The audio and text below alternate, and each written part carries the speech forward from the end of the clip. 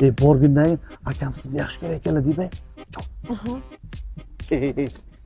O'zda opa, akam sizni yaxshi ko'rar ekanlar. Nima qiling? Yo'g'ini aytmanlar. Hozir olib kelaman. Nima dedi? Nima qilay dedi? Sen nima deding? Hozir olib kelaman dedim. Sen garangmisan? O seni yaxshi ko'ralar, senga uylanmoqchilar desak bo'lmaydimi? O'zi ayting. Aytaman. Ayting.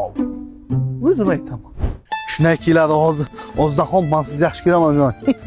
Qo'ying deydi. Uylanishingizni aytmoqchi edingizmi? Yo'q.